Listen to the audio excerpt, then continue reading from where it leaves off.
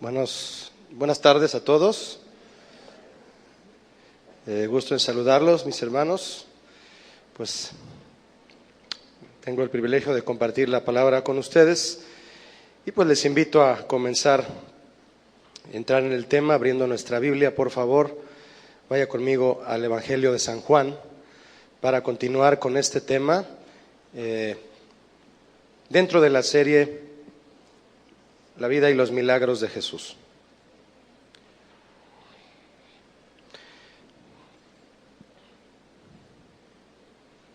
Quiero compartir un tema que le he titulado Un milagro permanente. Un milagro permanente. Y para eso voy a leer Juan 14, versos 16 y 17, por favor. Dice así Juan 14, 16 y 17. Y yo rogaré al Padre, y os dará otro Consolador, para que esté con vosotros para siempre. El Espíritu de verdad, al cual el mundo no puede recibir, porque no le ve ni le conoce. Pero vosotros le conocéis, porque mora con vosotros y estará en vosotros.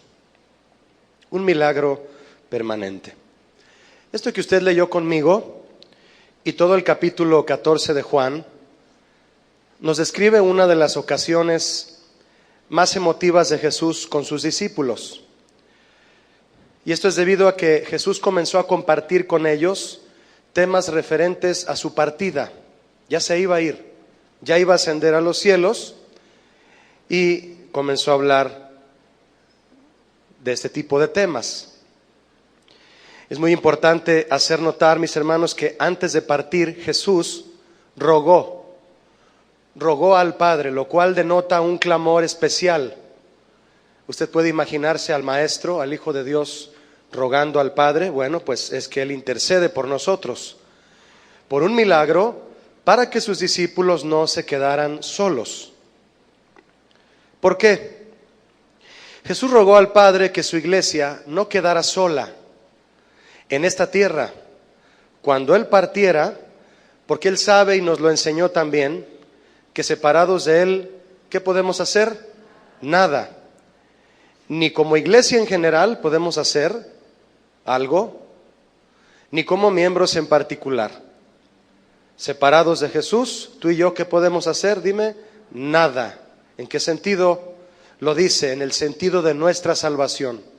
Y como no hay algo más importante para ti y para mí como hijos de Dios que Cristo, que nuestra salvación en Él, en eso es en lo que no podemos hacer absolutamente nada separados de Él. De hecho, una de las exhortaciones, déjeme decirle, una de las exhortaciones constantes que la iglesia debe recibir de los pastores es que la iglesia no puede funcionar ni debe nunca intentar funcionar de manera independiente. Por eso hay muchas sectas. La palabra secta significa separación, principalmente por desacuerdo a quienes llevan una línea de enseñanza a la gente basado en la Biblia. Hay quienes no lo aceptan en su totalidad, se separan, y eso es prácticamente trabajar de manera independiente a la palabra de Dios. Separados de Él, nada podemos hacer. No es casualidad que cuanto menos se escudriña la Biblia y cuanto más se desechan sus principios, es entonces que surgen más doctrinas, más erróneas, más engañadoras y destructivas. Una iglesia sin Jesús es como un cuerpo sin cabeza. No puede pensar, no puede crecer, no podrá avanzar. ¿Alguna vez le ha tocado ver a usted cuando le cortan la cabeza a un pollo? ¿Cómo empieza a correr y se empieza a desangrar hasta que cae el animalito? Y eso es la iglesia sin Jesús, un cuerpo sin cabeza. Repito, no puede pensar, no puede crecer y no podrá avanzar. Y este efecto se da a nivel iglesia entonces y a nivel particular. Si Jesús no es cabeza en nuestra vida personal, en ti varón, si no es cabeza sobre ti, como dice 1 Corintios 11, como esposos y también las mujeres como esposas, como pastores, como cristianos en general, seremos como simples ramas arrancadas de un árbol que ya sin savia, sin fruto, nos secaremos y moriremos, y lo peor es que seremos echados al fuego. Jesús no iba a dejar solos a sus discípulos, ni en aquel momento, ni hoy. No sé a usted, mi hermano, pero en el sentido espiritual y también humano, a mí no me gusta estar solo. En ese sentido es que Jesús no quería dejar sola a su iglesia, y habiendo resucitado, a punto de partir, les dijo a sus discípulos también: he aquí yo estoy con vosotros todos los días hasta el fin del mundo. Es muy importante e interesante que Jesús dijo: he aquí yo estoy. Estaba hablando en presente y agregó todos los días.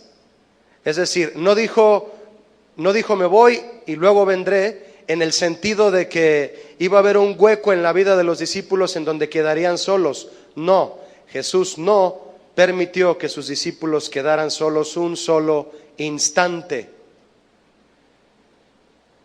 Si Jesús les prometió que después de partir seguiría con ellos, ¿cómo podía ser eso posible?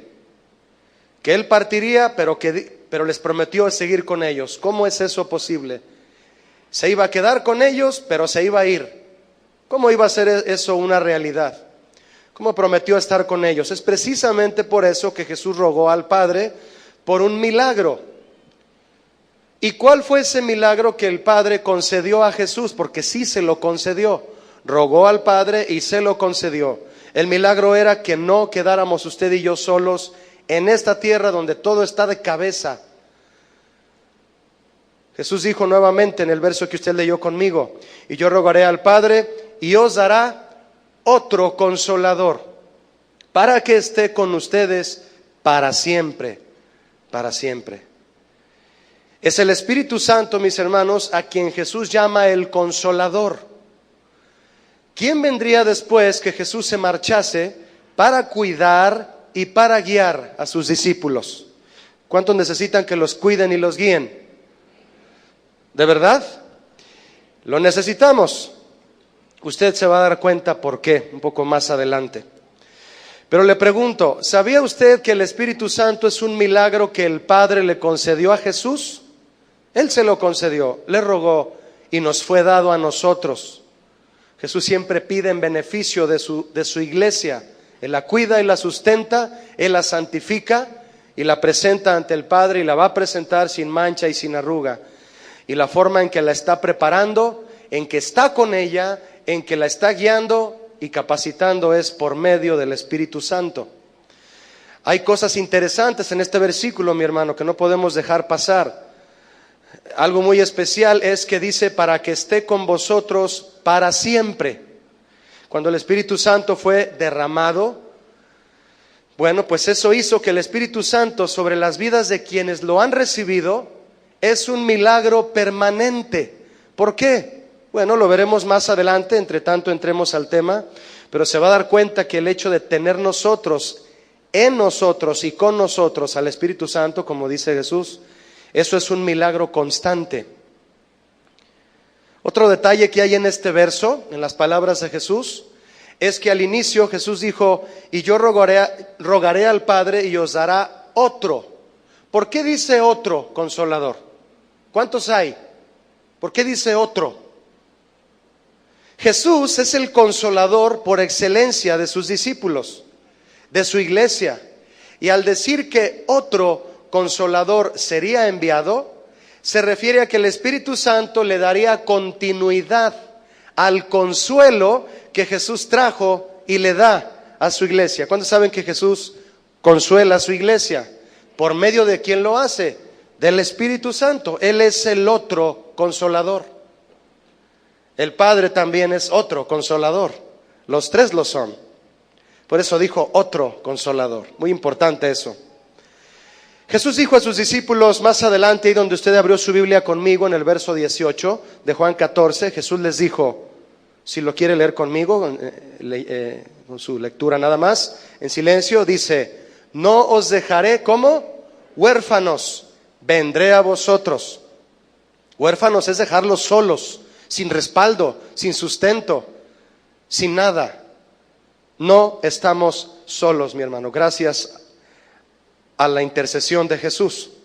Esto nos dice que aunque Jesús ascendió al cielo, envió al Espíritu Santo a vivir en los creyentes, y tener al Espíritu Santo equivale a tener a Jesús mismo, porque los tres son uno, el Padre, el Hijo y el Espíritu Santo. Los tres son uno. Bendita Trinidad, ¿verdad? Decía aquel himno antiguo. Yo le pregunto, ¿tuvo alguna participación el Espíritu Santo en la palabra de Dios a sabiendas de que leemos la vida de Cristo y sus milagros? Claro que sí. El Espíritu Santo es mencionado en el Antiguo Testamento un sinnúmero de veces, muchísimas veces. En principio, en el Génesis, dice que el Espíritu de Dios se movía sobre la faz, ¿verdad?, de la tierra. Ahí está ya el Espíritu Santo desde siempre, es eterno, igual que el Padre. Tan solo en los 4 evangelios, Mateo, Marcos, Lucas y Juan, el Espíritu Santo es mencionado, escuche usted, 50 veces, ya sea que es mencionado por Jesús o es mencionado en experiencias que Jesús participó, y ahí estaba el Espíritu Santo. Se le apareció cuando Juan el Bautista lo bautizó, se apareció en forma de paloma, se oyó la voz del Padre que dijo: este es mi Hijo amado en quien tengo complacencia, a él oíd, también dijo después. Y ahí estaban los tres, estaba el Padre hablando, estaba el Espíritu Santo de testigo, cosa que vamos a ver ahorita, estaba de testigo y estaba el Hijo ahí juntos para comenzar el ministerio del Señor Jesús. Una pregunta obligada, mis hermanos: ¿cuál fue la razón por la que el Espíritu Santo tendría que ser enviado sobre los hijos de Dios? ¿Con qué razón? Muchos no se percatan de lo que es en realidad el mover del Espíritu Santo en la iglesia ni en su propia vida. Esa es una de las intenciones de este tema. Y una pregunta como esta pues cabría muy bien aquí. ¿Para qué fue enviado el Espíritu Santo a los hijos de Dios? En principio de cuentas, la palabra que se traduce consolador de los originales, si usted puede corroborarlo en su diccionario griego, esa palabra combina las ideas de consuelo y consejo. Consuelo y consejo resumen, entre otras palabras que también describen la obra del Espíritu Santo, resumen lo que Él hace: consuela y aconseja. Eso hace el Espíritu Santo, consuela y aconseja. ¿En base a qué el Espíritu Santo consuela y aconseja a sus hijos? ¿A lo que sus hijos quieren que se haga? ¿A lo que nosotros le damos al Espíritu Santo como órdenes? ¿A que si le decimos te voy a contar hasta 3 y vas a descender en la persona que yo te diga? No, el Espíritu Santo no recibe órdenes de nadie. Dice 1 Corintios 3 que Él reparte como Él quiere y a quien Él quiere y cuando quiere. ¿Está de acuerdo con eso? Él es quien imparte el consuelo y el consejo del Padre. Y Jesús mismo dijo también en Juan que el Espíritu Santo tampoco, al igual que Jesús, habla por su propia cuenta. Todo lo que escucha del Padre, eso habla. Y Jesús dijo lo mismo de sí. El Espíritu Santo es la tercera persona de la Trinidad eterna junto al Padre y al Hijo, Jesús. También tiene el poder del Padre, el Espíritu Santo, y quien está de parte de aquellos que han recibido a Jesús y se les ha sido dado el poder de ser hechos hijos de Dios. El Espíritu Santo fue enviado para hacer la obra de Dios en nosotros y con nosotros. Esta ocasión en la que Jesús les promete al Espíritu Santo, Juan 14, que usted leyó conmigo, fue antes de su muerte.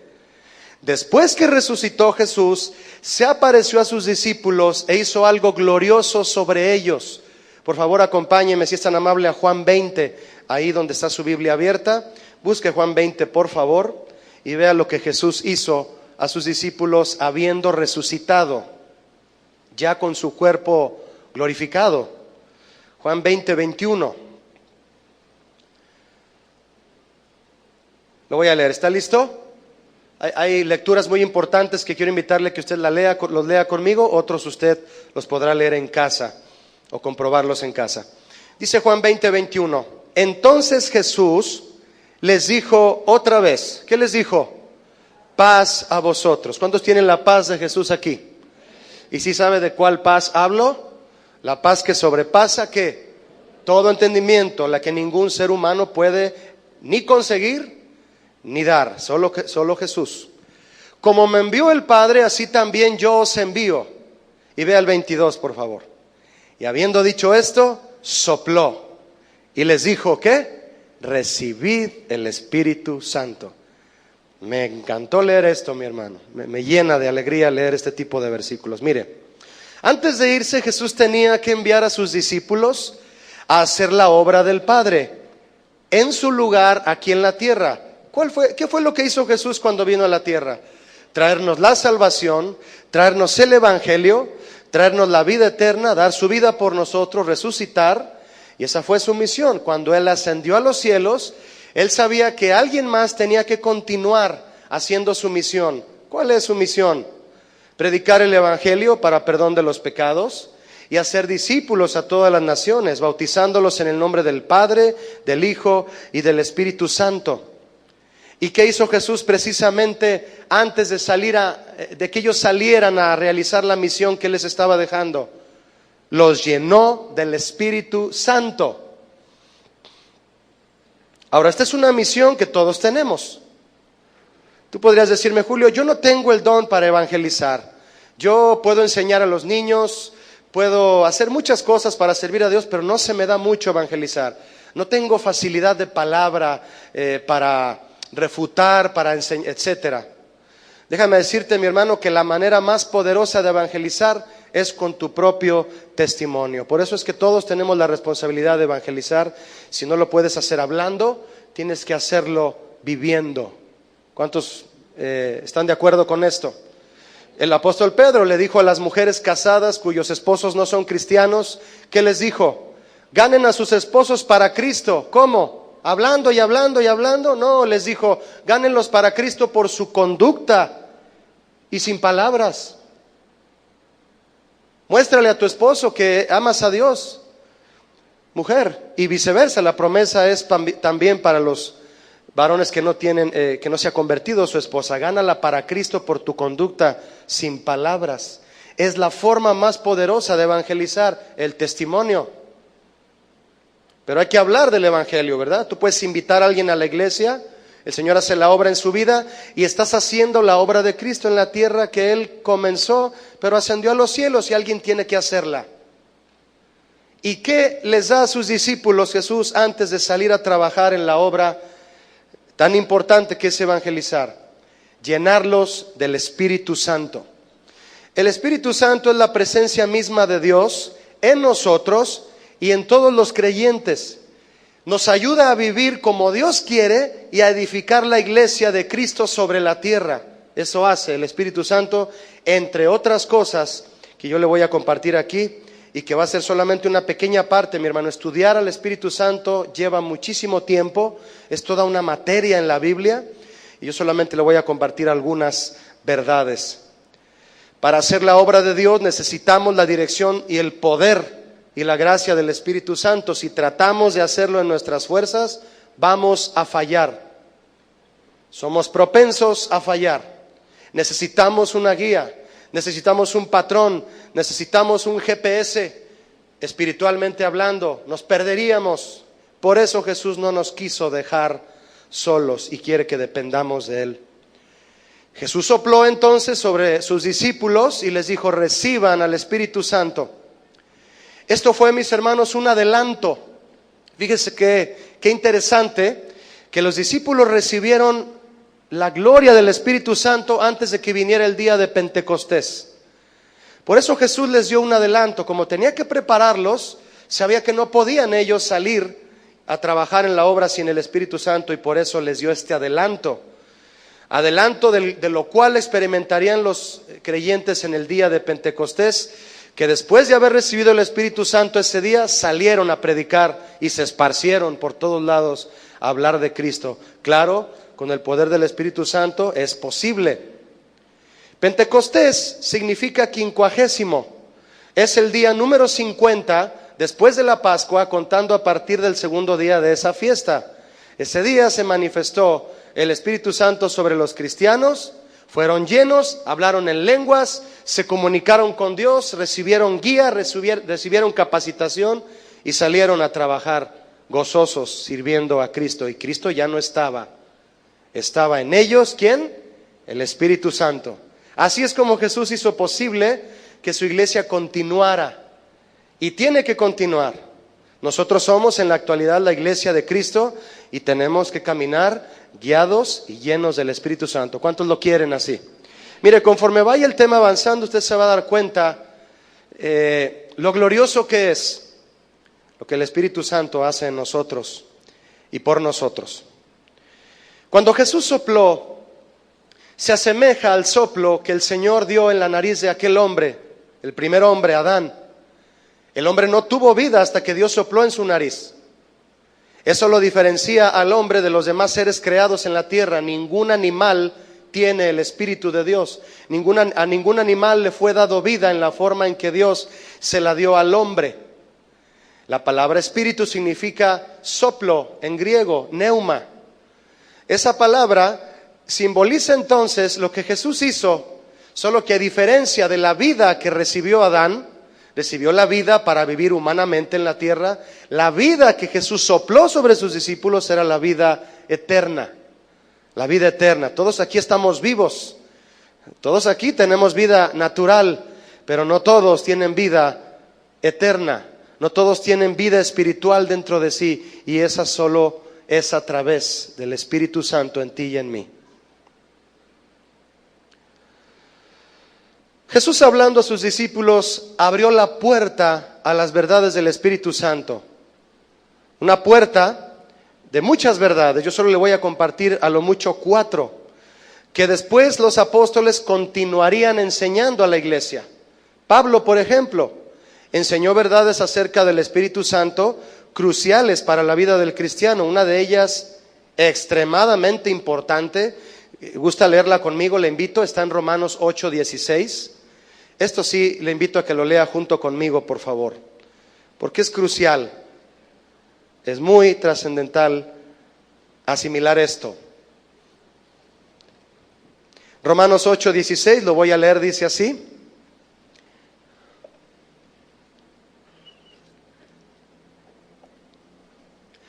el Espíritu mismo da testimonio a nuestro espíritu de que somos, ¿qué? ¿Me ayuda? Hijos de Dios. ¿Quién es el que es nuestro testigo, mi hermano, para darnos la seguridad de que sí somos hijos de Dios? El Espíritu Santo, si está en usted. Si está en usted. Yo le pregunto, no me responda a mí. ¿Usted está seguro, todos aquí, todos? ¿Usted está seguro que usted es hijo de Dios? No me responda a mí. Piénselo. ¿Es eso un asunto crucial para la vida de quienes estamos aquí? Sí, bueno, para el que no cree, para el que viene solamente como me gusta ir a casa de oración, qué bonito, me gusta estar ahí, bueno, bienvenido, pero ¿eres hijo de Dios? Una pregunta importante, ¿no lo cree? Aún a los que somos hijos de Dios, cuando la duda viene a nuestro corazón, porque Satanás se encarga, entre otras cosas que hace, de hacer dudar a los hijos de Dios. Pero el Espíritu Santo actúa como testigo. Yo sé que Él es hijo de Dios y nos defiende en ese sentido porque se lleva la duda y nos da seguridad.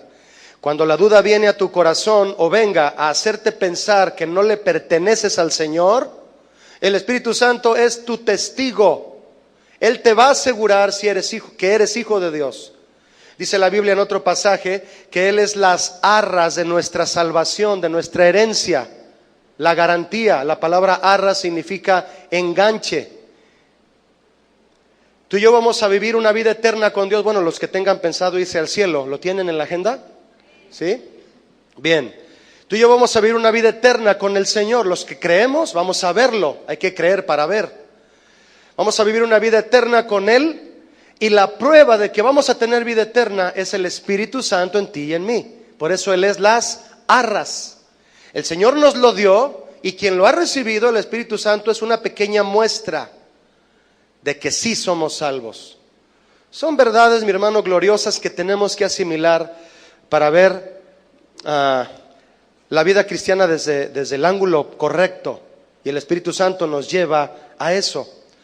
Su presencia en nosotros nos recuerda quiénes somos y nos anima en el amor de Dios a continuar.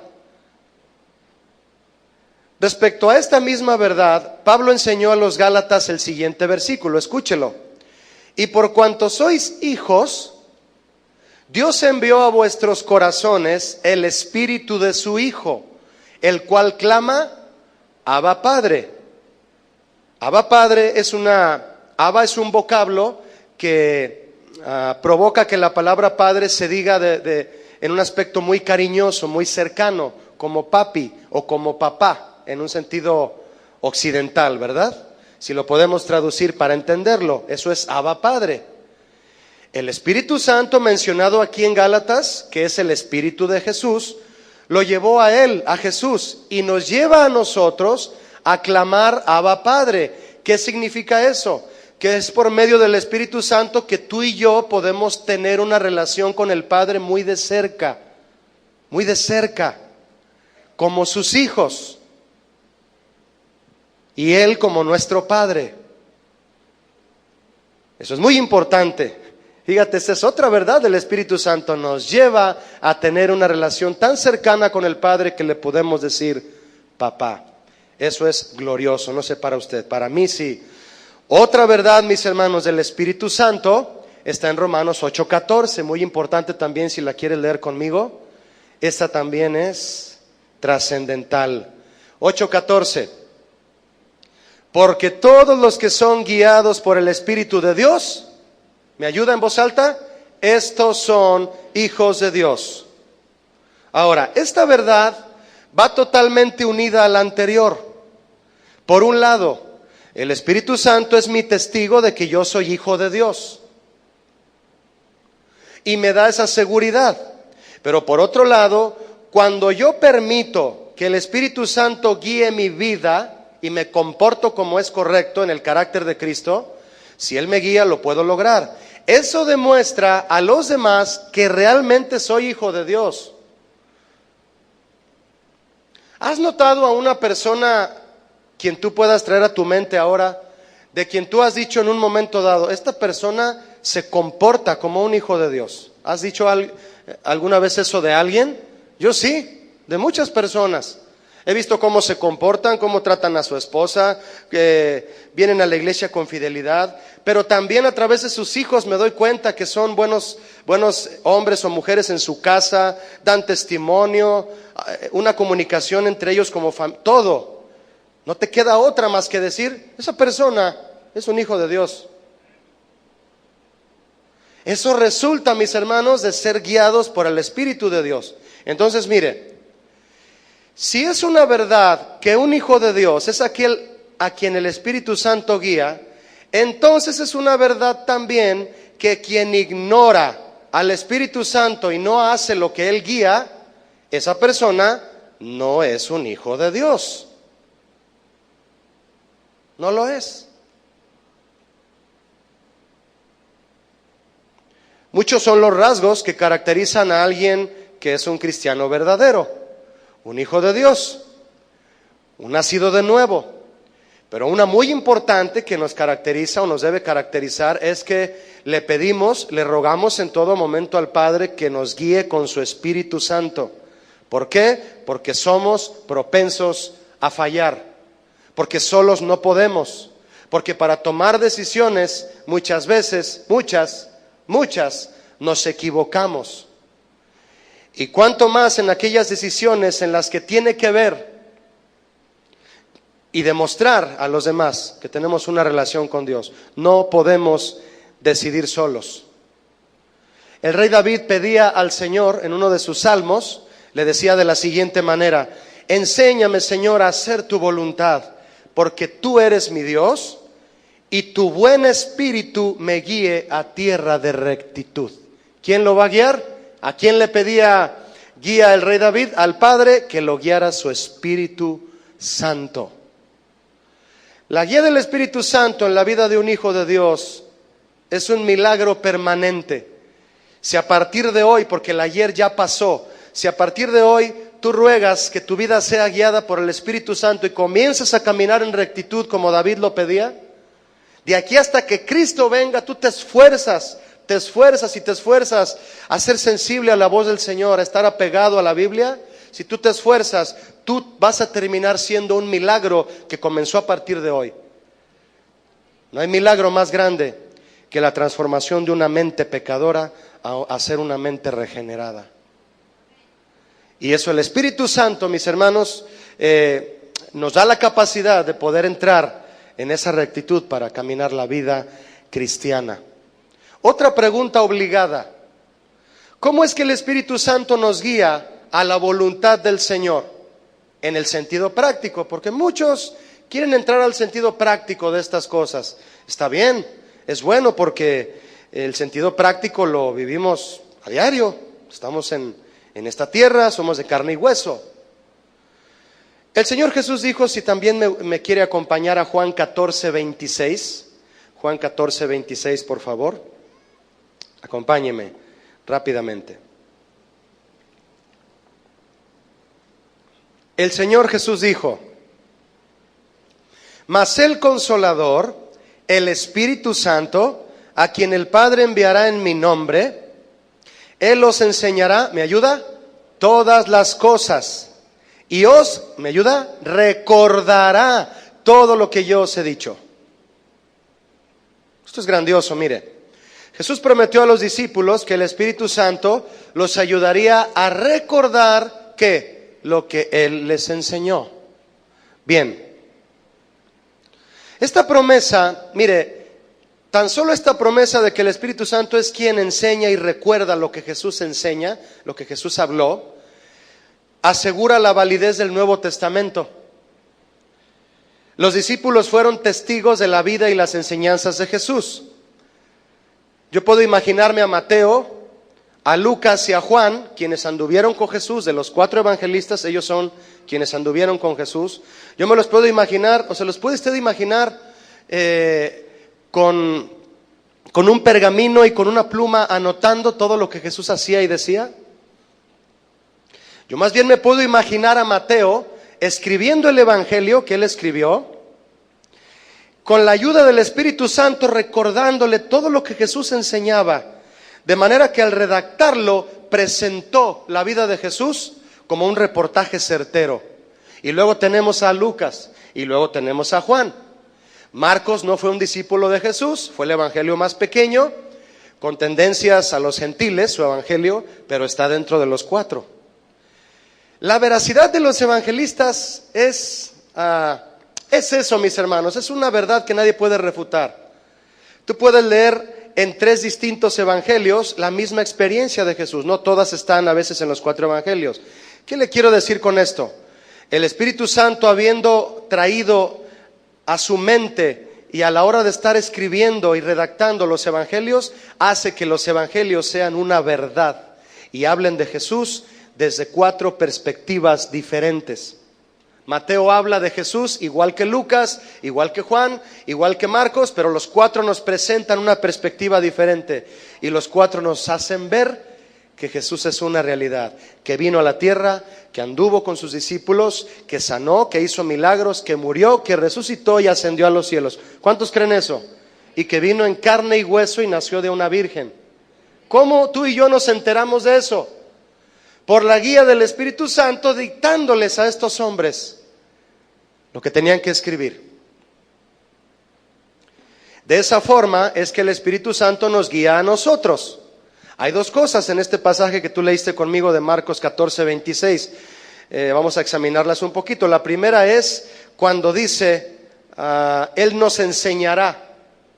¿Quién? El Espíritu Santo. Enseñar significa guiar. ¿Cuántos saben que enseñar es guiar? Equivale a eso. Por tanto, si el Espíritu Santo nos enseña todas las cosas, significa que nos puede guiar y nos guiará en toda circunstancia. Ahora fíjese lo que dice después. Dice que el Espíritu Santo nos recordará todo lo que Jesús nos ha dicho. Si compaginamos la primera parte con esta, podemos decir entonces que el Espíritu Santo nos guiará en toda circunstancia por medio de lo que hayamos aprendido de Jesús. ¿Qué entendemos cuando leemos que Jesús dijo, todo lo que yo os he dicho? ¿Qué entiendes por eso? Que lo que oímos, leemos y estudiamos de la Biblia, eso es lo que tenemos que Jesús nos dijo. Entonces, mi hermano, espero explicarme. Cuando los principios bíblicos son parte de nuestro conocimiento, el Espíritu Santo tendrá de dónde tomar en nosotros para guiarnos. Por lo tanto, ser guiados por el Espíritu Santo implica que seamos amantes y estudiosos de la Biblia. Eso implica.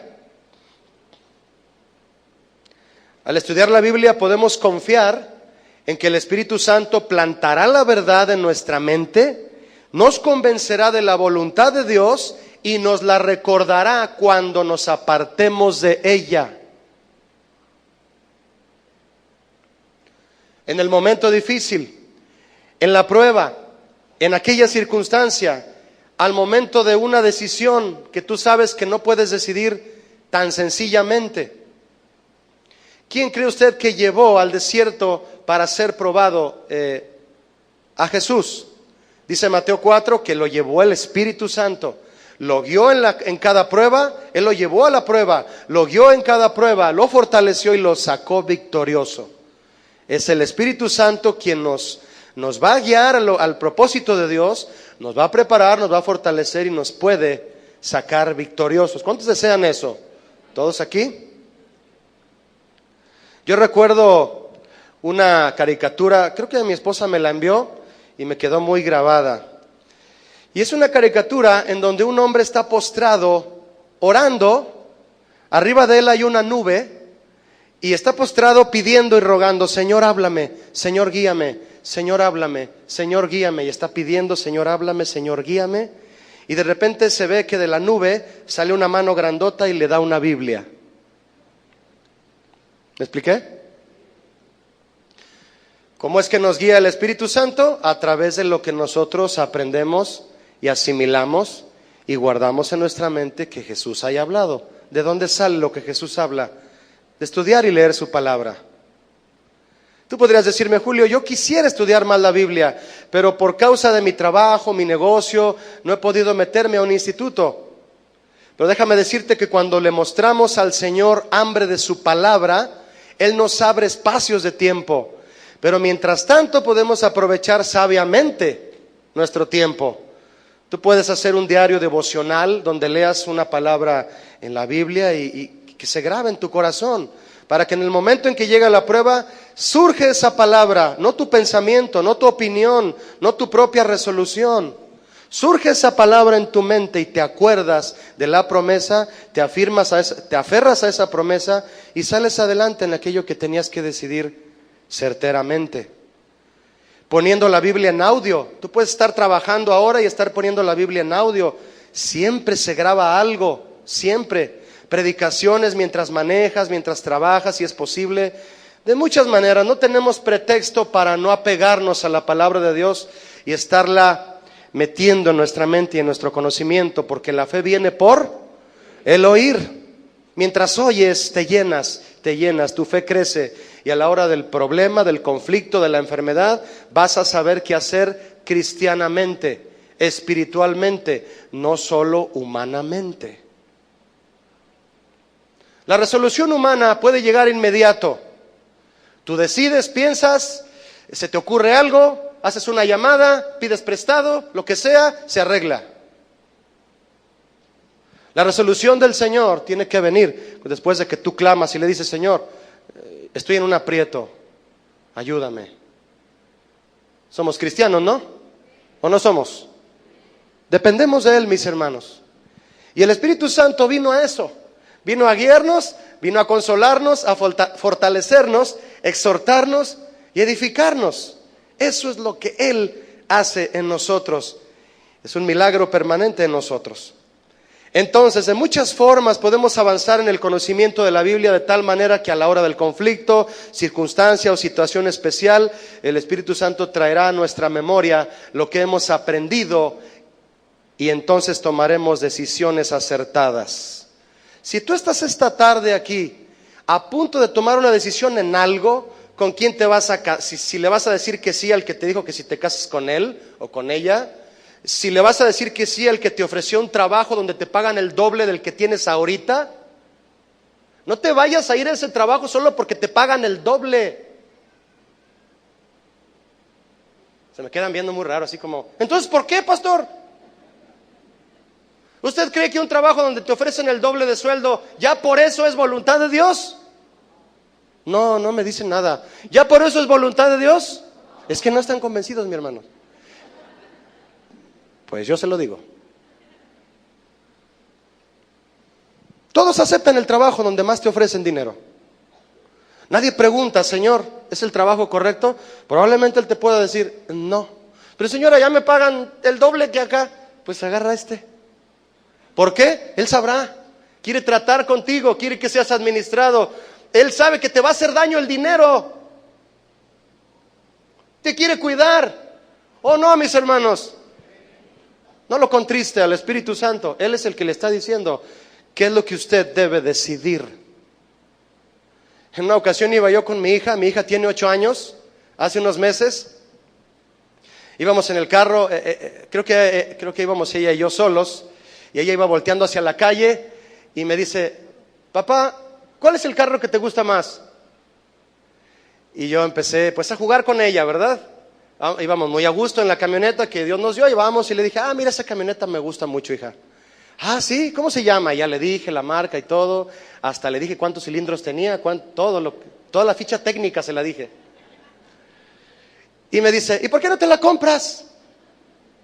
Y le dije, no, hija, es que una usada de un 2010, le dije así, cuesta tanto, 200,000 pesos. Y me dice ella, ¿y nueva? No, pues tanto. Bueno, ya seguimos manejando. Y al ratito se le ocurre y me dice, papi, si tuvieras 1,000,000 de pesos, ¿te comprabas la camioneta?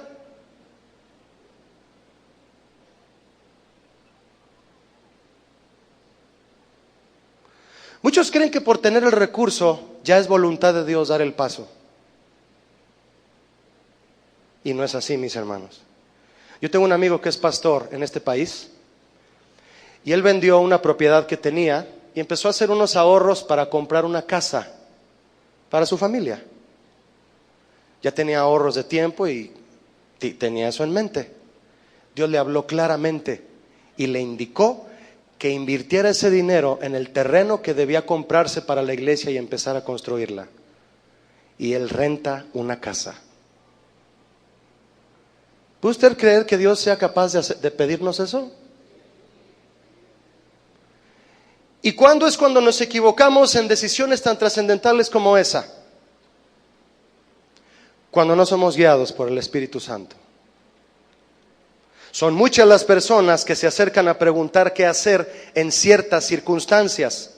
Algunos se acercan teniendo apenas algunos meses en el conocimiento de la Biblia, y simplemente al indicarles el principio bíblico que aplica a sus circunstancias, lo asimilan, se van con esa disposición de apegarse al mandamiento y esperan la respuesta del Señor. Ayer vino un señor muy amable aquí conmigo diciéndome, Julio, mira, mi esposa no es cristiana, tenemos 51 años de casados y yo no concibo tener que separarme de mi esposa solo porque ella no ha aceptado a Cristo. Y yo le dije, no, ni se te ocurra. Y le dije, 1 Corintios 7 es para ti. 1 Corintios 7, si tú ya te convertiste y ella no, si ella no te quiere abandonar, tú tampoco la abandones a ella. ¿Cómo sabes tú si a través de ti toda tu familia sea traída para el Señor? Ahí está la palabra. Él se fue, hasta lo anotó. Voy a leerlo, 1 Corintios 7. Y se fue con ese consejo y dijo, no, sí, yo amo a mi esposa. 51 años de casados. Y está esperando que su esposa se convierta. Qué bien, ¿no? Y se fue contento porque le dije eso, él no lo había visto, tiene poco de convertido.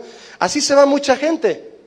Otros se acercan siendo ya cristianos de tiempo, pero sin un corazón apegado a los principios que ya conocen de años, esperando inclusive una respuesta mágica o de inmediata resolución para su situación. Creen que los pastores somos como bolas de cristal. Cuando vienen a preguntarnos algo, yo creo que debe ser por la barriga. No lo sé. Pero mis hermanos, el principio no cambia. Y debemos entender que la guía del Espíritu Santo está sujeta a los principios bíblicos. Si quieres que allá afuera, en la circunstancia donde quedaste tú solo, donde tú solo tienes que decidir, donde tú solo tienes que decidir a dónde irte a trabajar, a qué ciudad te vas a cambiar, lo que el Señor está empezando a mover en tu vida y en tu familia, allá cuando estás tú solo para tomar la decisión tú solo, allá está o debe estar el Espíritu Santo guiándote si tú le ruegas al Padre. Existe un tercer grupo de aquellos que saben, algunos claramente, otros vagamente, que los principios bíblicos son base para salir adelante, pero pasan años y ni aplican los principios y ni se acercan a pedir consejo. Eso es triste. ¿Recuerda usted al apóstol Juan, quien escribió el Apocalipsis? ¿Habrá sido guiado, usted qué piensa? ¿Habrá sido guiado el apóstol Juan por el Espíritu Santo para escribir el Apocalipsis o habrá sido de su propia inspiración? ¿Qué opina usted? Mire, permítame un momento, es que me iba a brincar algo muy importante aquí. ¿Fue de su inspiración en Juan o fue del Espíritu Santo escribir la revelación del Apocalipsis? El apóstol Pedro escribió, porque nunca la profecía fue traída por voluntad humana. ¿Cuántas veces, mis hermanos, se ha usado el púlpito para decir así te dice el Señor? Y se comienza a dar una instrucción a la iglesia o a veces hasta de manera particular. Ahí está el pastor que le dice a uno de sus feligreses, el Señor me habló y me dijo que tú te vas a casar con ella. Y él dice, ay, se me hace raro eso, ¿no? El pastor me está diciendo con quién me voy a casar. Y le insiste, Dios me está diciendo que es ella con quien te vas a casar, le dice. Déjeme decirle que esto fue una realidad. Vino un joven conmigo, eso fue hace algunos años, y me dijo, Julio, yo hice caso de eso, yo estaba recién convertido. El pastor insistió y me decía, es que yo he soñado, yo he visto que ustedes se casan, Le hizo caso, se casaron, duraron 8 años de casados y se divorciaron. Y él me dijo a mí, Julio, nunca la amé. Dice el apóstol Pedro, nunca la profecía fue traída por voluntad humana. Por eso, mis hermanos, con mayor razón, cuando nos aferramos al conocimiento de la Biblia, sabremos discernir si lo que se nos está guiando a hacer es de Dios o no. Muchos califican al Espíritu Santo en ciertas maneras, que habla de ciertas formas, que provoca ciertas reacciones. No, Él tiene una misión encomendada por el Padre para hacer en nosotros. Tenemos que apegarnos a su palabra y seremos guiados de manera correcta. El apóstol Pedro continúa diciendo, nunca la profecía fue traída por voluntad humana, sino que los santos hombres de Dios hablaron siendo inspirados por el Espíritu Santo. ¿Hablaron siendo inspirados por quién? Por el Espíritu Santo. ¿Se da cuenta usted que por la obediencia de un solo hombre tenemos la revelación más sorprendente de los últimos tiempos, el Apocalipsis? Por la obediencia de un solo hombre que estaba solo, desterrado, abandonado en la isla de Patmos. Fue sensible al Espíritu Santo y el Espíritu Santo lo llevó a las alturas de Dios a recibir lo que habría de venir en los últimos tiempos. Un solo hombre sediento de la guía del Espíritu Santo puede guiar a miles a la voluntad de Dios. Qué pena por aquellos que se van detrás de doctrinas humanas producidas por hombres que en ningún momento tuvieron contacto con el Espíritu Santo, y vaya que lo presumen.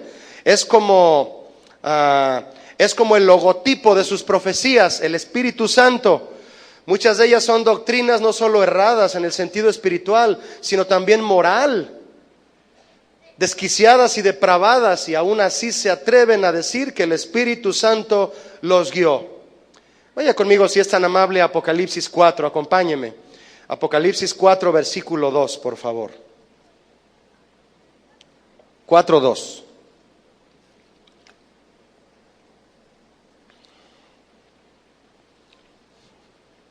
Dice Apocalipsis 4:2.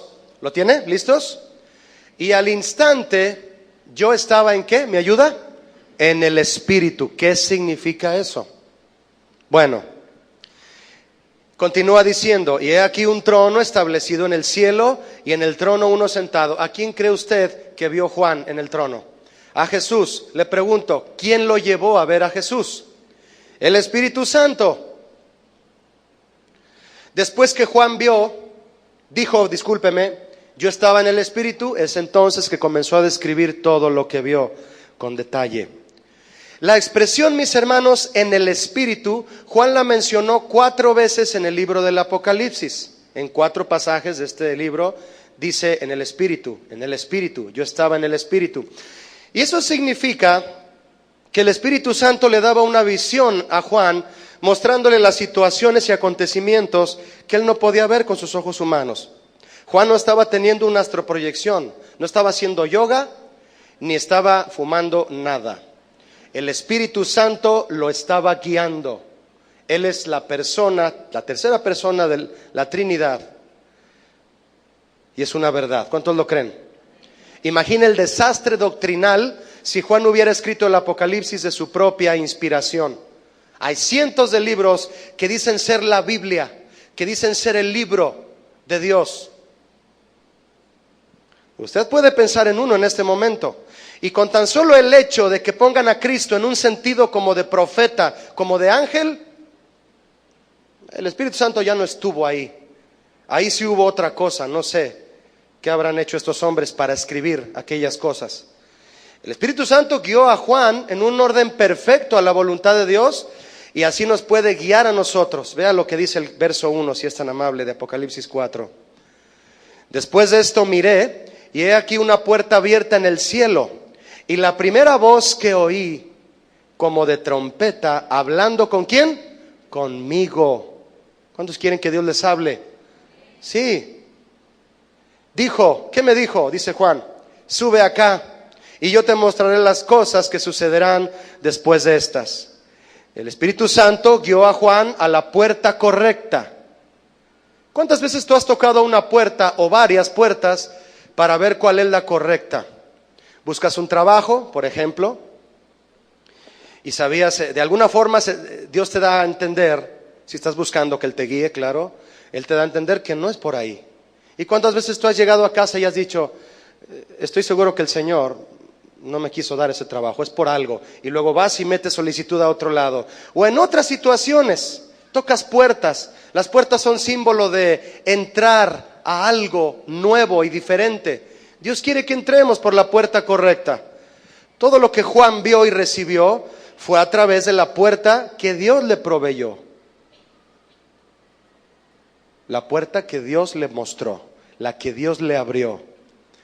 Todo lo que viene del Padre, tú y yo lo recibimos a través de Jesús, ¿sí o no? Él es la puerta. De hecho, fíjese cómo lo dijo Jesús. Jesús dijo, yo soy la puerta de las ovejas. No de las cabras, de las ovejas. Cuando dijo eso, Jesús se refería a las pequeñas puertas que había como de este tamaño en los muros de la ciudad. Cuando ocurría algo urgente, de tal manera que las ovejas debían regresar a los corrales dentro del muro, los pastores abrían esas pequeñas puertas y por ahí las metían. A esas puertas les decían las agujas. Por eso Cristo dijo en una ocasión que es más difícil que un camello entre por el ojo de una aguja. Se refería a meter un camello así de alto por una puertita donde solo cabe una oveja. Bien, Jesús se presentó a sí mismo como una puerta pequeña, porque así es la puerta que lleva a la vida eterna, pequeña y angosta. Eso lo dijo a él así: entrad por la puerta estrecha, porque ancha es la puerta y espacioso el camino que lleva a la perdición, y muchos son los que entran por ella. ¿Y cómo saber cuál es la puerta correcta cuando tú estás por decidir? La que estás seguro que es el Espíritu Santo quien te la abrió. La puerta correcta, mis hermanos, para que tú entres cuando estás a punto de entrar a una puerta que hayas tocado, es la que le cueste más trabajo a tu carne. ¿Sí o no? Cuando sientes que la carne empieza a chicharrarse y a dolerte, no, yo no quiero entrar por aquí. Ahí debes entrar. Esa es la puerta correcta. Porque la mayoría de las veces, déjeme decirle que la decisión correcta no suele ser la más fácil. No suele ser la más fácil siempre. Y Jesús dijo lo siguiente: esforzaos a entrar por la puerta angosta. ¿Cuántos se quieren esforzar? Y cada vez te vas a tener que esforzar más. ¿Ya vio cómo vienen las cosas? En los cambios en el gobierno, en los cambios en las leyes, en los cambios de la Secretaría de Educación Pública. ¿Ya lo vio usted?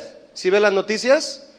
Cada vez usted y yo nos tenemos que esforzar más por entrar por la puerta angosta. Fíjese cómo Jesús terminó este comentario: porque os digo que muchos procurarán entrar y no podrán. Muchos procurarán entrar y ya no podrán entrar por la puerta angosta.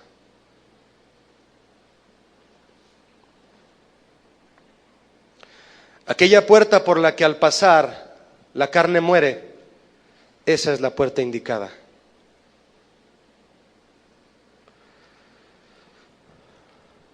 Pablo dijo a los Gálatas: andad en el Espíritu. ¿A qué se refiere? Caminen guiados por el Espíritu Santo y no satisfagáis los deseos de la carne. ¿Por qué? Porque el deseo de la carne es contra el del Espíritu Santo, y el del Espíritu Santo es en contra del de la carne. Y estos dos, lo que tu carne dice, lo que la mía dice y lo que el Espíritu nos dice, se oponen entre sí para que no hagamos lo que quisiéramos.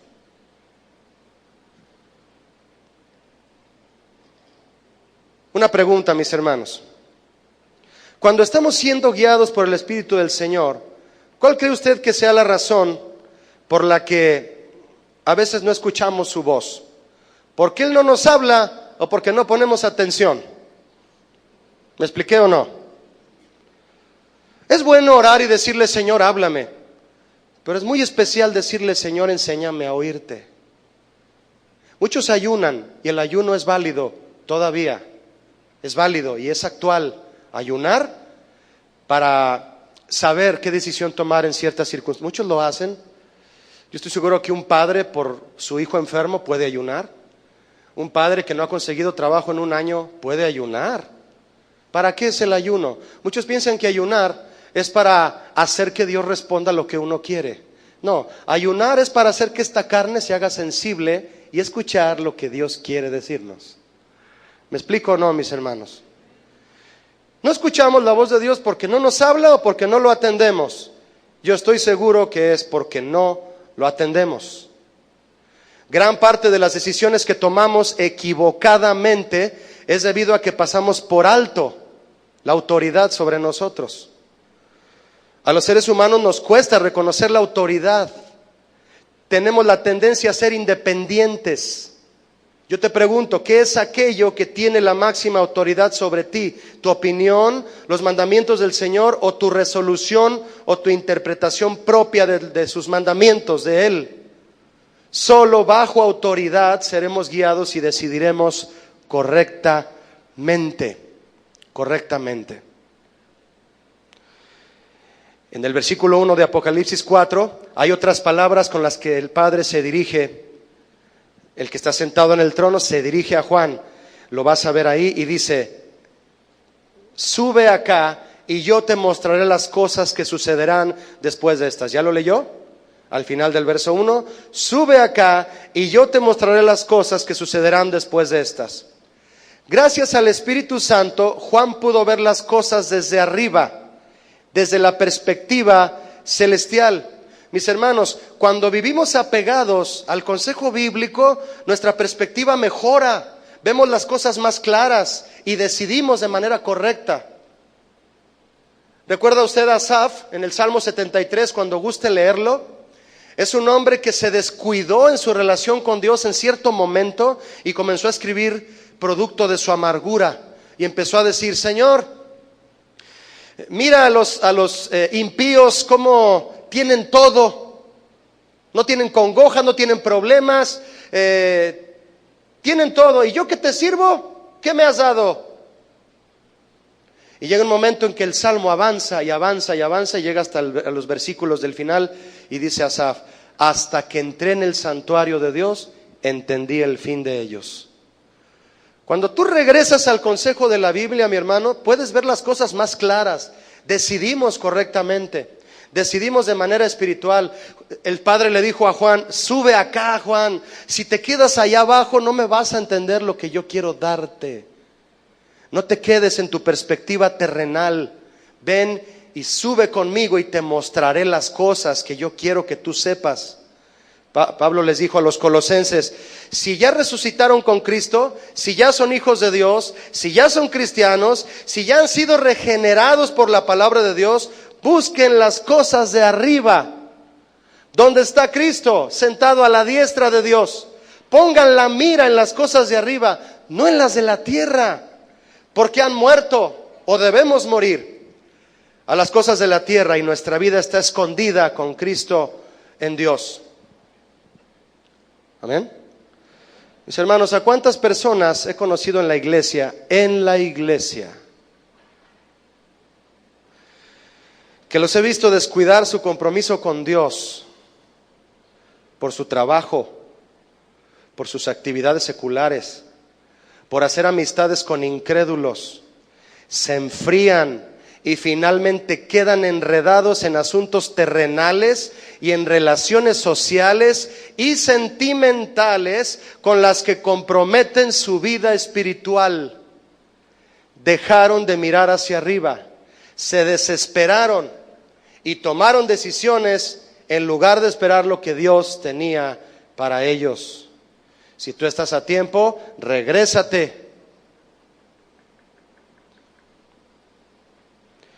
Una joven vino conmigo a hablarme maravillas de un muchacho que la empezó a cortejar en su escuela. Es que Julio me trata, nada más le falta ser cristiano. Le prometo que así me dijo.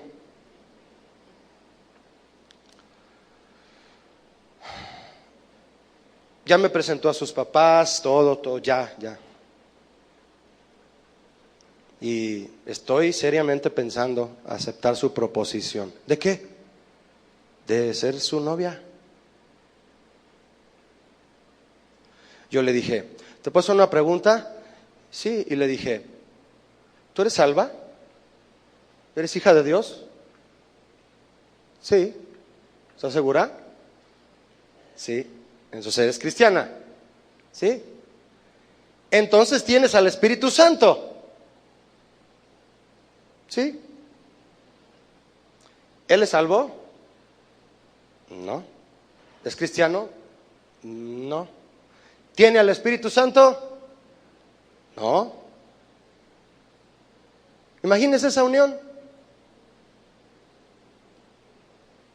Lo acabamos de leer en Gálatas. El deseo de la carne, el deseo del Espíritu Santo se oponen.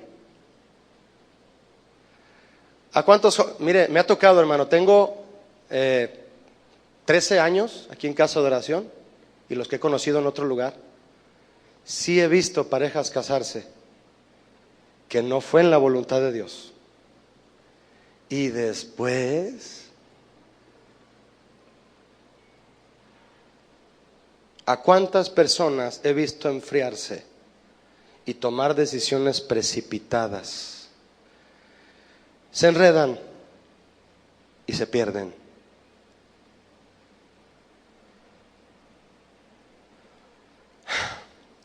Dios le dijo a Juan: yo te mostraré las cosas que sucederán después de estas. La gente quisiera conocer el futuro de manera exacta, a fin de prepararse para lo que ha de ser. Por eso la gente va con chamanes y brujos y todo eso. La intención es saber el futuro. Mucha gente tiene interés por eso. Dios no ha querido darnos ese conocimiento. Está comprobado que Juan no recogió los acontecimientos del Apocalipsis en forma cronológica. El orden que escribió el Apocalipsis no se propone indicar el cronograma de los acontecimientos. Están ahí los acontecimientos, pero no están en un orden cronológico. ¿Por qué? Porque Dios lo quiere así. Jesús dijo: el Espíritu Santo los guiará a toda verdad, y no hablará por su propia cuenta, sino que hablará todo lo que oyere, y os hará saber las cosas que habrán de venir. Entonces, ¿a qué se refiere Jesús? Solo Jesús sabe lo que sucederá. No nos lo dice todo, pero nos dice todo lo suficiente para prepararnos para el futuro.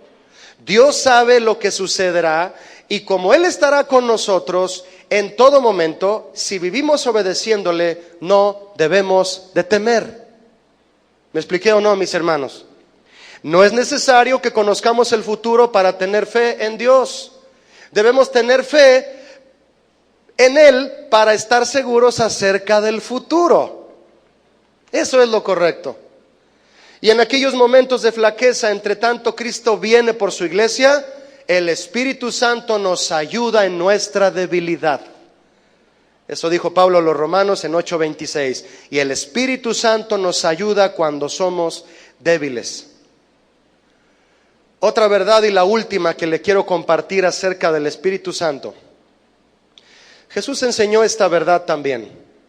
Él dijo en Juan 16:8. Si lo quiere leer conmigo estaría bien. ¿Me acompaña? ¿Gusta? Juan 16:8. Y cuando Él venga, ¿me ayuda a decir a quién se refiere cuando dice Él venga? El Espíritu Santo. ¿Me ayuda a leer por favor en voz alta la palabra que sigue? Convencerá al mundo de pecado, de justicia y de juicio.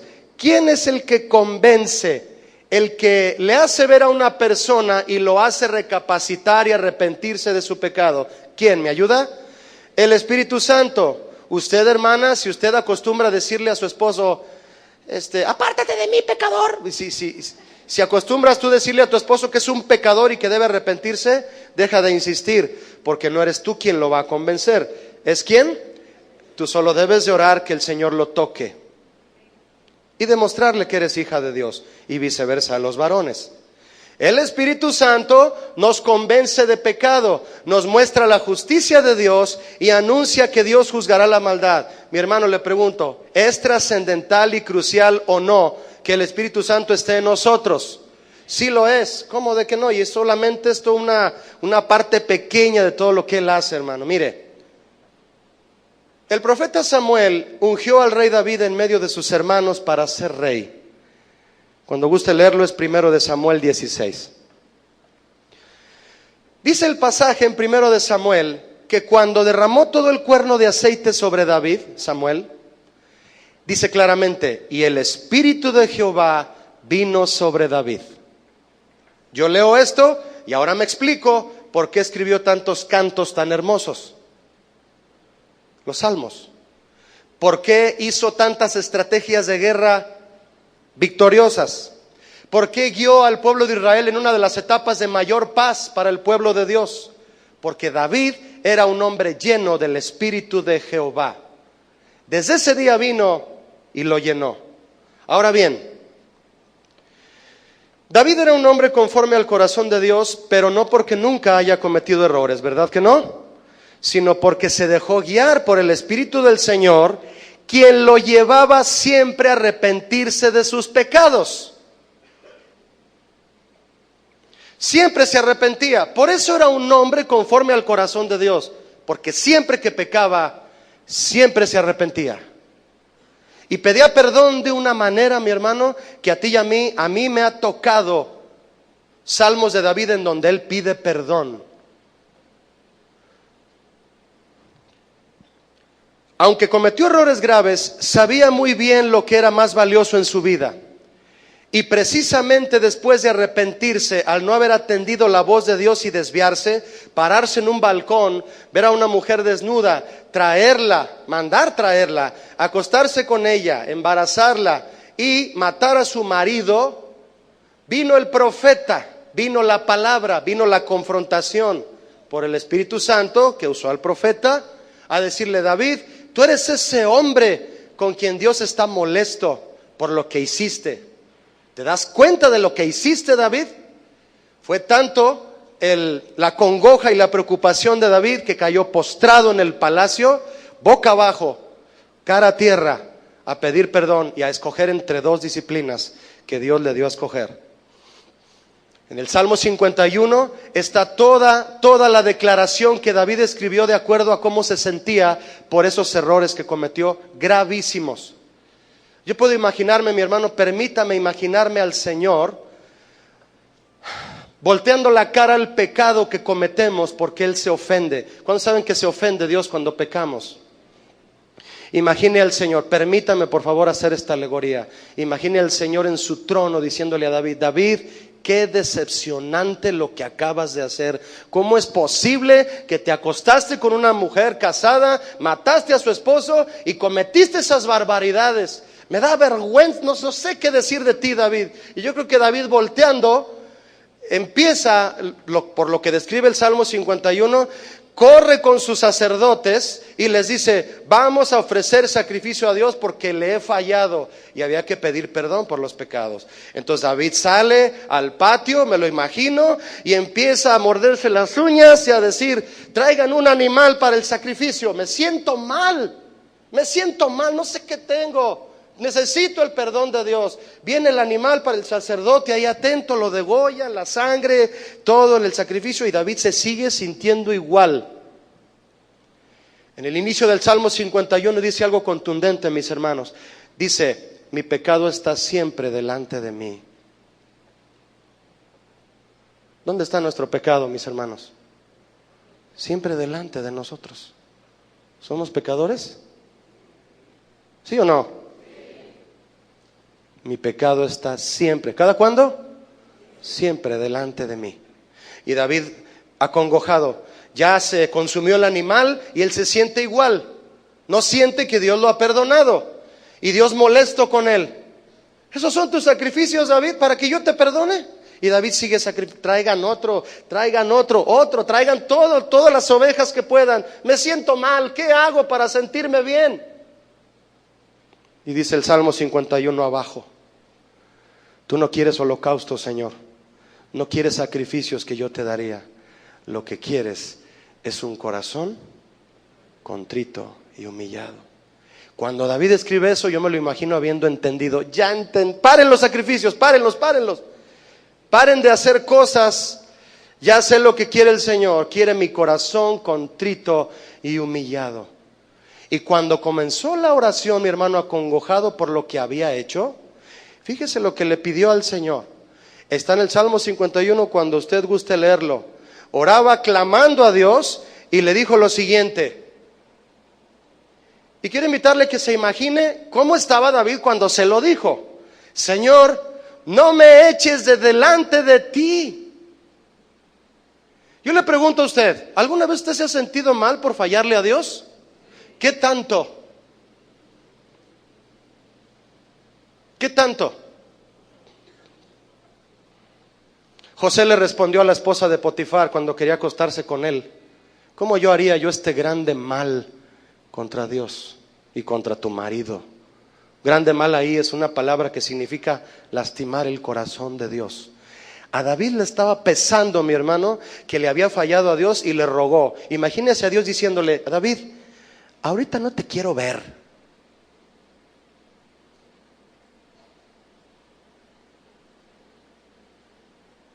¿O no es el soberano? ¿Te da vergüenza fallarle a Dios? A mí sí. Y que me hagas: Señor, ¿me perdonas? Y él: tenemos a Cristo, usted lo sabe, tenemos la sangre del Cordero. David todavía no. ¿Y qué cree que le dijo al Señor? No me eches de delante de ti y no quites de mí tu Santo Espíritu. ¿Qué estaría sintiendo David para tener cierto temor de que hasta el Espíritu Santo se estaba empezando a alejar de él? Yo considero, mi hermano, por lo que Dios me revela a mí, que no hay cosa más terrible que un hijo de Dios se quede sin el Espíritu Santo.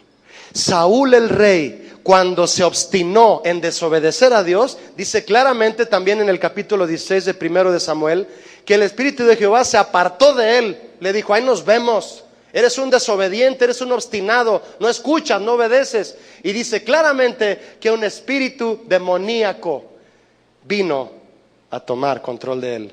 Saúl se volvió loco. ¿Es importante el Espíritu Santo en nuestras vidas? David seguía diciendo y escribió: hazme oír gozo y alegría y se recrearán los huesos que has abatido.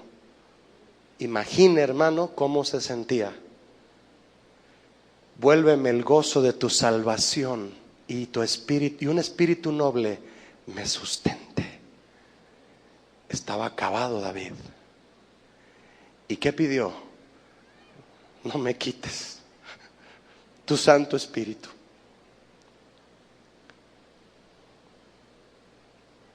¿Qué haría sin él?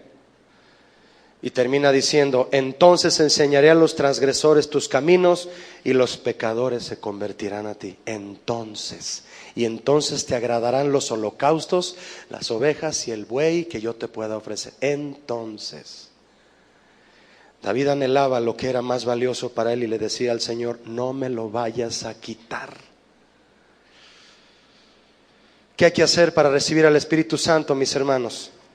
Jesús dijo: si ustedes siendo malos le dan buenas dádivas a sus hijos, si tu hijo te pide un pan, no le das una piedra, ¿verdad que no?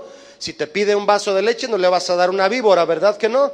Dice Jesús: pues si ustedes siendo padres terrenales le dan buenas dádivas a sus hijos, cuánto más vuestro Padre Celestial dará el Espíritu Santo a los que se lo que pidan. Mis hermanos, el Espíritu Santo se comporta como un caballero. Él solo viene a donde lo invitan. ¿Cuántos lo quieren invitar? Si ya está en tu vida, solo confírmale que sin Él no puedes seguir adelante. Si no está, ¿qué te parece si le pedimos al Padre que nos dé su Espíritu Santo, quienes no lo tienen? ¿Quisiera pedírselo a usted? Déjeme decirle algo más, nada más. El resultado, mis hermanos, final de la obra del Espíritu Santo en nuestras vidas es una paz profunda y duradera. Cuando Jesús dijo: la paz os dejo y mi paz os doy, se refería al Espíritu Santo, porque está en Juan 14:27. Había hablado del Consolador y dice: la paz os dejo y mi paz os doy, y no os la doy como el mundo la da. No se turbe vuestro corazón ni tenga miedo. El resultado final de la obra del Espíritu Santo es una paz profunda y duradera, esa que tanto estás deseando y que no has podido conseguir. El Señor te la puede dar si tú te arrepientes de tus pecados y recibes al Espíritu Santo. El mundo tiene una definición de paz. Ellos dicen: ausencia de conflicto. Esta paz es una confiada seguridad en cualquier circunstancia. Con la paz de Cristo no tenemos por qué temer al presente ni al futuro. Si tu vida está cargada de tensión, permite que el Espíritu Santo te llene de la paz de Cristo. ¿Cuántos lo desean? Quiero invitarle a que cierre sus ojos, por favor. Y cerrados nuestros ojos, ¿qué le parece si oramos antes de retirarnos? Si usted tiene 5 minutos para el Señor, ofrézcale este tiempo y juntos oramos, ¿le parece? Vamos a pedirle juntos: Señor, esta tarde en la que tú nos permites estar aquí, este día, hoy, ahora, en este momento, hemos sabido por tu palabra lo importante que es, Señor, ser guiados y llenos de tu Espíritu Santo. Padre, yo quiero decirte que yo lo deseo. Quiero decirte que lo deseo tanto que te lo pido en este momento. Te pido, Señor, que tu Espíritu Santo me llene poderosamente. Que me llenes, Señor. Derrama tu gracia sobre mí, Padre. Derrama tu amor sobre mi corazón a través de tu Espíritu Santo. Tu Espíritu Santo, Señor, me ha redarguido y me ha convencido de pecado esta mañana. Y si tú, te hablo a ti, amigo que estás aquí, sientes que estás siendo orillado a arrepentirte de tus pecados, es el Espíritu Santo el que te está llevando ahí. Y pide perdón al Señor, porque eso sería obedecer la guía del Espíritu Santo. Pidamos perdón y digámosle: Señor, tú nos convences de pecado y nos haces entender, Señor, que hay que arrepentirnos y rendirnos a Cristo. No es, Señor, nuestra conciencia la que queremos escuchar, es tu Espíritu Santo el que deseamos que nos guíe. Gracias, Señor, porque podemos recibir si tenemos fe, si confiamos en ti. Y te damos gracias, Señor, que estás aquí para llenarnos de ti. Si usted desea ser lleno del Espíritu Santo, déjeme decirle que orando unos por otros puede suceder. Y si tú te pones de pie ahí en tu silla y pasas aquí al frente, ¿qué te parece si oramos juntos por esta necesidad que todos tenemos. Pasa al frente y juntos le vamos a rogar al Señor que nos dé su Espíritu Santo. ¿Te parece? Si quieres hacerlo desde tu lugar, adelante, ten esa confianza y esa libertad. Pero yo quiero invitarte a que juntos clamemos a Él unos instantes por este motivo. Vienen tiempos difíciles, mis hermanos. Vienen tiempos difíciles, vienen pruebas. Las cosas están cambiando en muchas formas en el gobierno. Tenemos que ser una iglesia llena de Cristo, llena de su Espíritu para enfrentar lo que viene, tener sabiduría, guiar a nuestros hijos, tomar buenas decisiones y seguir adelante en la vida cristiana. Así que si tú te pusiste de pie, yo te invito a que tú clames de una manera particular y personal al Señor. Pues levanta tu voz y tus manos si tú lo deseas y digámosle: Señor, recibimos como vasos de honra, como vasos dispuestos, Señor, lavados por tu sangre, la llenura de tu Espíritu Santo, Señor. Recibimos, Padre, tú lo prometiste, nosotros lo creemos y lo recibimos en esta tarde que tú nos das, Señor, para adorarte, para estar en tu presencia, para ser, Señor, investidos de tu poder y de tu gloria, como en aquel día de Pentecostés, Señor, que derramaste los dones como tú quisiste, como tú, Señor, lo deseaste sobre tus hijos, para que salieran luego a hacer tu voluntad. Padre, yo estoy cansado, Señor, de estar cometiendo errores por estar siguiendo mi voluntad, por tomar decisiones equivocadas. Gracias, Señor, que tú has enviado al Consolador, a este otro Consolador, que es tu Espíritu Santo. Yo lo recibo esta tarde, Señor, y yo oro para que sea impartido en mis hermanos que están aquí al frente, los que están ahí atrás sentados, Señor, los que estamos orando, levantando nuestras manos, los que lo estamos deseando, los que anhelamos, Señor, salir de esta iglesia con una perspectiva celestial de las cosas, de ir, Señor, y hacer frente a la vida cristiana, pero con tu fuerza, con tu palabra en nosotros. Permitiendo al Espíritu Santo que nos recuerde lo que nos debe recordar y seguir adelante, Señor, en aquello. Y si hay aquí alguien, Señor, a punto de tomar una decisión trascendental, yo sé que tú le vas a guiar, porque todos los que son tus hijos son aquellos que son guiados por tu Espíritu Santo, Señor. Lo recibimos. Dile: gracias, Padre, porque tú lo depositas en mí. Gracias, Señor. El Espíritu Santo nos va a llevar a las pruebas también, nos va a decir cómo pasarlas, y nos va a fortalecer y nos va a hacer salir victoriosos si le permitimos que nos guíe. Háblale al Padre y dile: Señor, te entrego el control de mi vida, que tu Espíritu Santo la controle, me diga por dónde ir, qué decidir. Esto es algo que a muchos, Señor, se les hace absurdo. A muchos no lo asimilan, muchos no lo creen, muchos no piensan que esto es una realidad. El Espíritu Santo es una realidad en aquellos que lo desean. Viene sobre ellos, los llena, los capacita y nos lleva a todos a hacer su perfecta voluntad. Perfecta voluntad.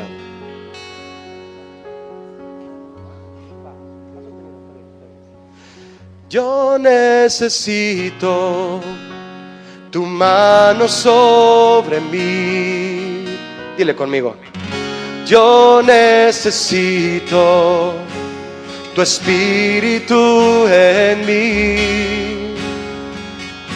No quiero riquezas, no quiero nada más. Vamos, dile: tan solo quiero tu manto tocar. Una vez más, díselo aquí: yo necesito tu mano sobre mí. Yo necesito, Señor, tu Espíritu en mí. No quiero riquezas, no quiero nada más. Vamos, dile: tan solo quiero tu manto tocar. Una vez más, digámosle a Él: yo necesito, Señor, tu mano sobre mí. Alza tus manos y dile ahora: yo necesito tu Espíritu en mí, Señor. No quiero riquezas, no quiero nada más. Tan solo quiero tu manto tocar. Dile gracias, Señor, por tu Espíritu Santo que está aquí. Queremos que nos guíes como iglesia y a cada uno en particular. Nos entregamos a ti, Señor. Necesitamos tu consuelo y tu consejo siempre. En el nombre de Jesús, gracias por tu Espíritu Santo. Amén. Demos un aplauso al Padre por eso. Amén.